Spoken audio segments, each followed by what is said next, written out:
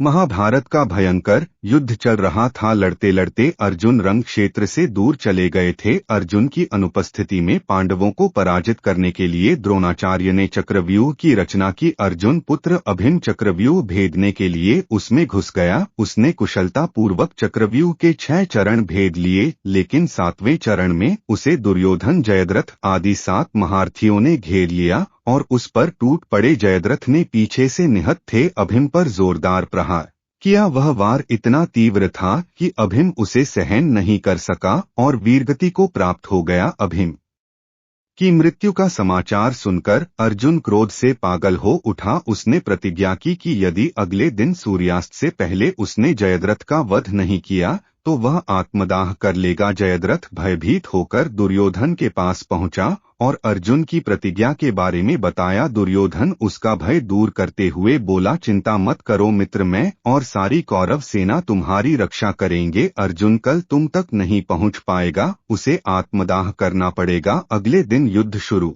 हुआ। अर्जुन की आंखें जयद्रथ को ढूंढ रही थी, किंतु वह कहीं नहीं मिला। दिन बीतने लगा। धीरे धीरे अर्जुन की निराशा बढ़ती गई। यह देख श्री कृष्ण बोले, पार्थ, समय बीत रहा है और कौरव सेना ने जयद्रथ को रक्षा कवच में घेर रखा है। आथ तुम शीघ्रता से कौरव सेना का संहार करते हुए अपने लक्ष्य की ओर बढ़ो। यह सुनकर अर्जुन का उत्साह बढ़ा और वह जोश से लड़ने लगे, लेकिन जयद्रथ तक पहुंचना मुश्किल था। संध्या होने वाली थी, तब श्री कृष्ण ने अपनी माया फैला दी। इसके फलस्वरूप सूर्य बादलों में छिप गया और संध्या का भ्रम उत्पन्न हो गया। संध्या हो गई है और अब अर्जुन को प्रतिज्ञावश आत्मदाह करना होगा। यह सोचकर जयद्रथ और दुर्योधन खुशी से उछल पड़े। अर्जुन को आत्मदाह करते देखने के लिए जयद्रथ कौरव सेना के आगे आकर अटस करने लगा। जयद्रथ को देखकर श्री कृष्ण बोले, पार्थ, तुम्हारा शत्रु तुम्हारे सामने खड़ा है, उठाओ अपना गांडीव और वध कर दो इसका। वह देखो, अभी सूर्यास्त नहीं हुआ है। यह कहकर उन्होंने अपनी मां समेट ली। देखते ही देखते सूर्य बादलों से निकल आया। सबकी दृष्टि आसमान की ओर उठ गई। सूर्य अभी भी चमक रहा था। यह देख जयद्रथ और दुर्योधन के पैरों तले जमीन खिसक गई। जयद्रथ भागने को हुआ, लेकिन तब तक अर्जुन ने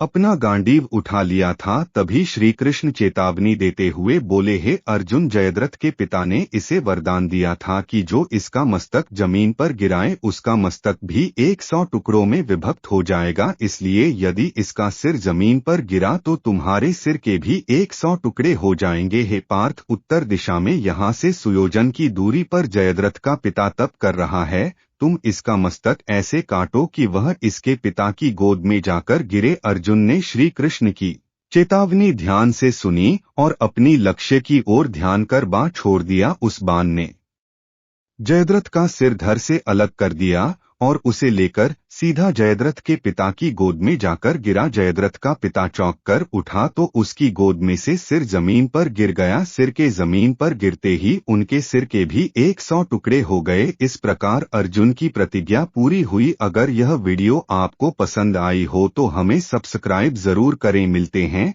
अगले इसी तरह की रहस्यमय वीडियोस में। मैं आपका दोस्त दिलीप सुथार।